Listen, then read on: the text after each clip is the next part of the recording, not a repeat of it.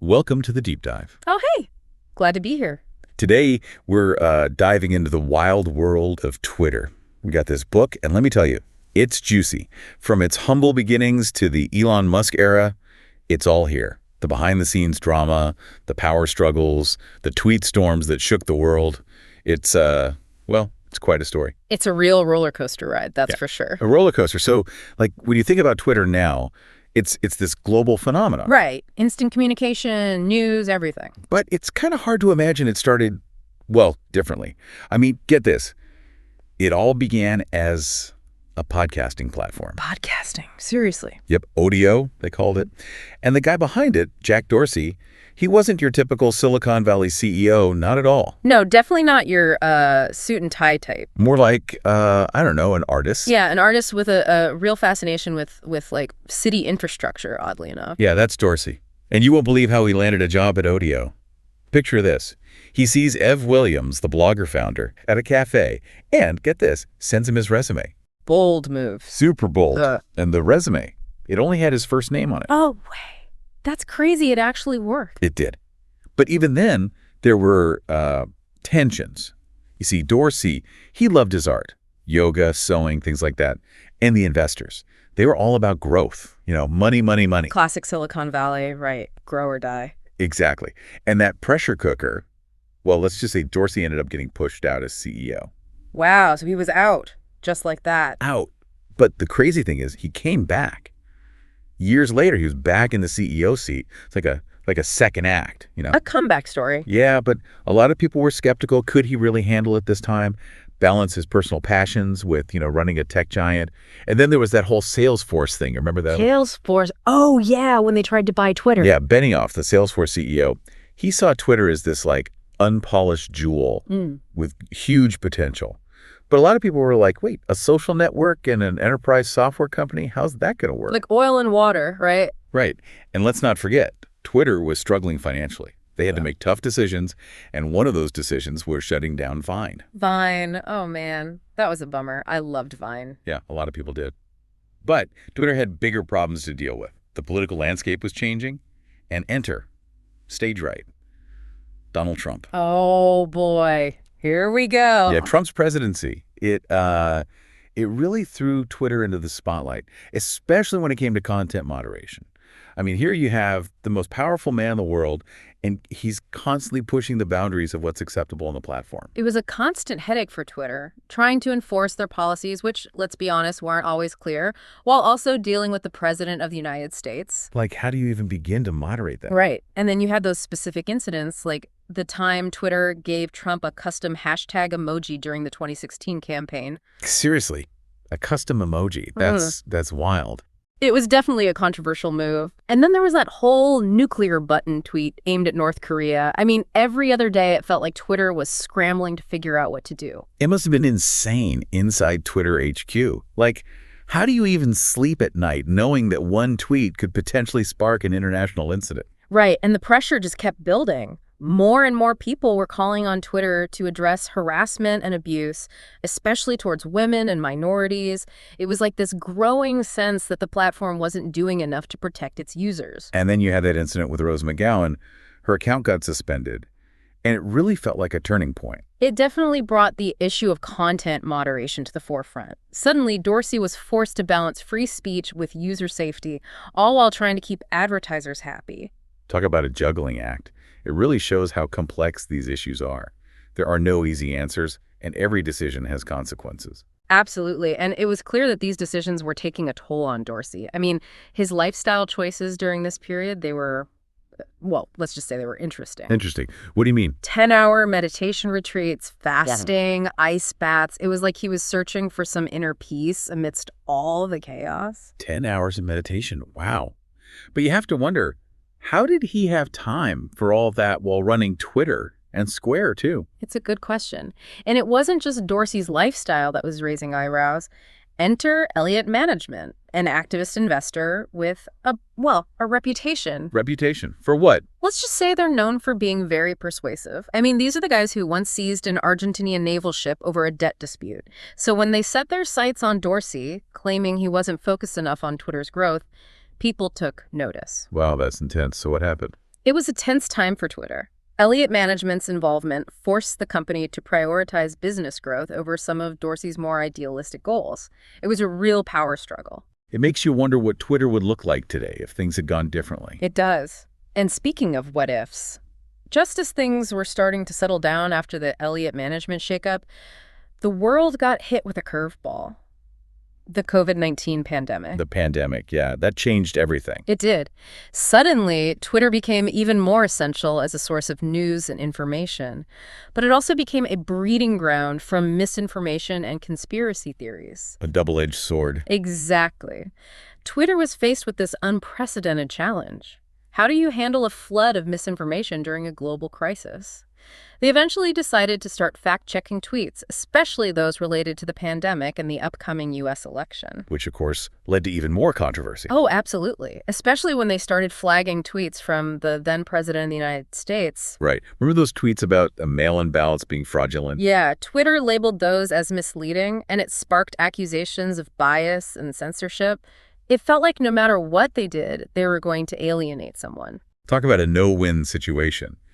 And all of this was happening while Twitter was trying to implement this ambitious 3-year growth plan to increase users and revenue. Right, a massive undertaking. And there was plenty of skepticism, both inside and outside the company, about whether they could pull it off. And then there was the whole Hunter Biden laptop story. Twitter's decision to block the New York Post story about the laptop, well, that triggered a political firestorm. It did. Even some people within Twitter questioned the decision. It really highlighted how much power Twitter had to shape the narrative. Yeah. And how much scrutiny they were under. It was a pivotal moment for Twitter. The platform was at a crossroads, and its future was uncertain. And then came Elon Musk. Elon Musk. Talk about shaking things up. Right. It all started with some seemingly harmless text messages between him and Jack Dorsey about starting a new platform. Just two billionaire buddies brainstorming, right? Yeah, something like that. But then things took a dramatic turn. Musk, out of the blue, offered to buy Twitter. And the world was like, wait, what just happened? It was a complete shock. But the saga was just beginning. Oh, yeah. Buckle up, because in part 2, we're diving headfirst into the Musk era. And trust me, it's a wild one. Right. Okay, so last time, we left off with Elon Musk making this jaw-dropping offer to buy Twitter. Yeah, out of the blue, it seemed like, just swooped in. And everyone's wondering, like, what's going to happen? Is this actually going to go through? It was a total power move, that's for sure, and totally unexpected. A real hold my beer moment. Yeah, exactly. From criticizing Twitter to wanting to run the show. It's like, what's the end game here? Right, and then the whole acquisition process, it was like watching a financial thriller, you know? Suspense, twists and turns. Oh, yeah. Total nail-biter with billions of dollars on the line. And the future of Twitter hanging in the balance. So did Musk just, like, waltz in and take over? Oh, no. It wasn't that simple. He started raising concerns about bots. Bots. Yeah, those fake accounts, you know, and how many there actually were on Twitter. Okay, so that was a sticking point. Huge sticking point. Then he put the whole deal on hold, which, of course, led to a lawsuit. Of course, because why not add more drama? Right. And in the end, he was basically forced to buy Twitter. So it was a done deal. Musk's in charge. What happens next? Well, let me tell you, the real chaos started then. Chaos. What kind of chaos? It was a whirlwind. I mean, executive firings, mass layoffs. Wow. So he's cleaning house, huh? Oh, yeah, big time. And then there were those pranksters, the Rahul Ligma guys. Rahul Ligma? Who are they? They managed to sneak into Twitter HQ posing as laid-off employees and tricked some big news outlets. Seriously. That's amazing. So even with all this serious stuff going on, there's still room for some shenanigans. Oh, yeah. Always. It was a bizarre mix of high drama and, well, lowbrow humor. So it sounds about right for Twitter, honestly. And then there was Musk himself tweeting up a storm, declaring comedy is now legal on Twitter. Okay, so he's clearly trying to shake things up. Oh, absolutely. No doubt about that. It felt like the old rules didn't apply anymore. Anything could happen. The Wild West is social media, huh? Pretty much. And that unpredictability, that was really the defining feature of the Musk era. He came in with this idea of Twitter as a digital town square. A digital town square. Yeah, a place for free speech, open dialogue. Sounds good in theory, but... Right, but how do you actually make that work in practice? Especially when you have billions of users with different opinions and backgrounds. Yeah, it's a recipe for, well, more chaos, potentially. Exactly. And Musk, he was very vocal about his criticism of what he saw as a bias against conservative viewpoints on Twitter. So he wanted to even the playing field, so to speak. Yeah, that was his stated goal. And one of his first big moves was reinstating Donald Trump's account. Oh, wow, that was huge. A lot of people thought Trump was banned for good. It was a huge decision, definitely signaled a shift in Twitter's content moderation policies. Because before that, there was talk of this Content Moderation Council, right? Yeah, Musk had promised to create this council with diverse viewpoints to make decisions about banned accounts. So what happened to that? He basically scrapped it and just reinstated Trump himself. Unilaterally. Yep.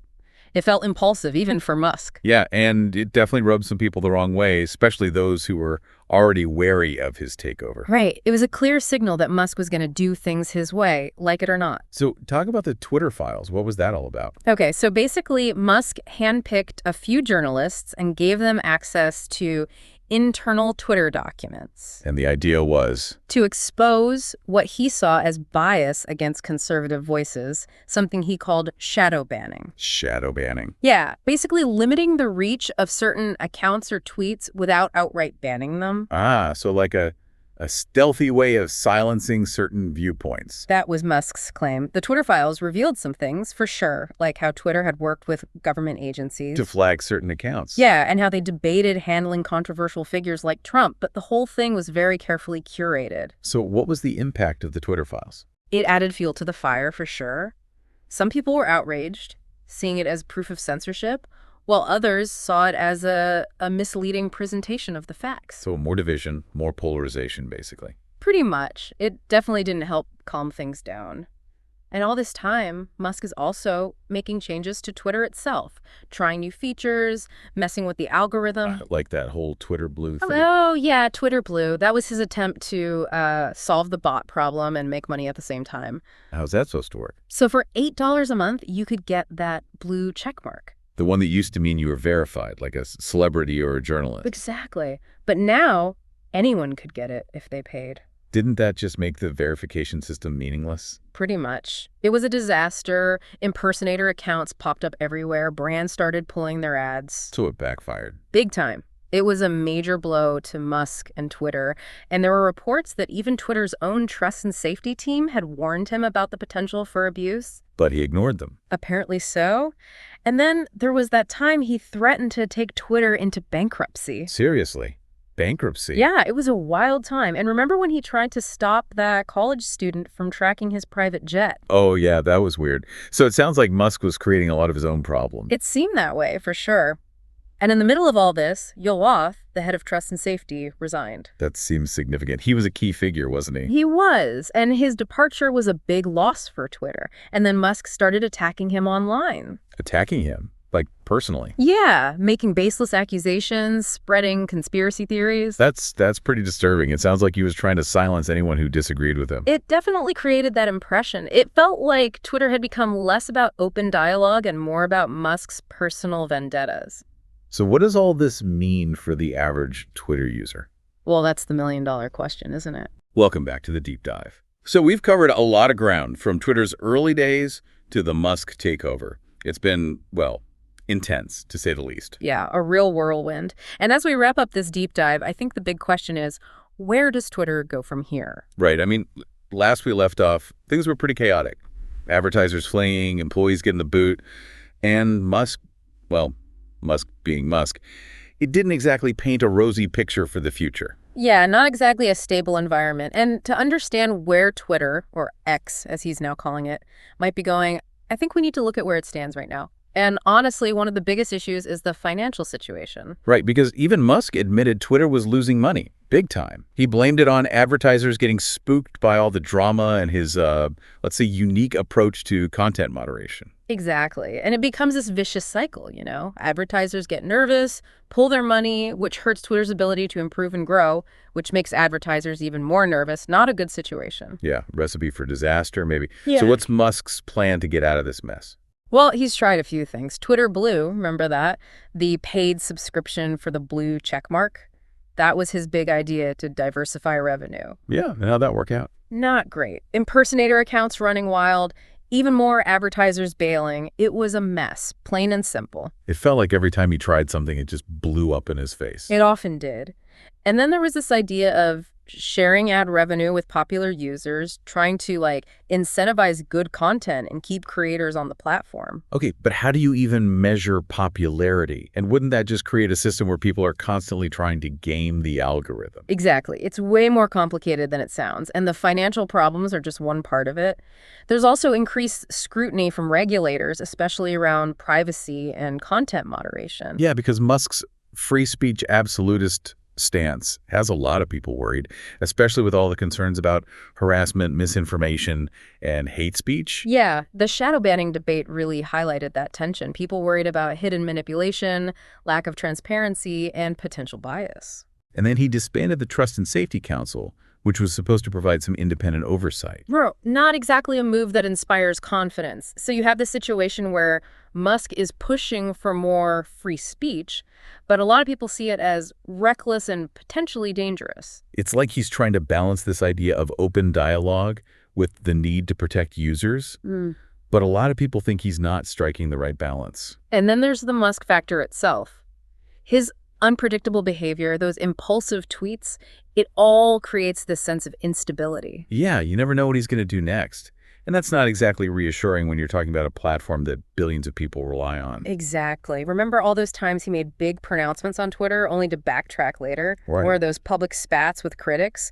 It doesn't exactly project an image of stability. It almost feels like he's using Twitter as his own personal playground, experimenting without fully grasping the consequences. And those consequences are real.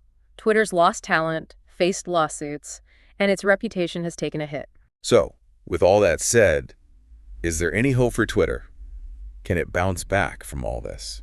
It's tough to say. Musk still talks about his vision of a digital town square, but achieving that will require a lot more than just stirring the pot. Yeah, it'll take a lot of work to rebuild trust, attract a wider range of users, and create a platform that feels safe and inclusive.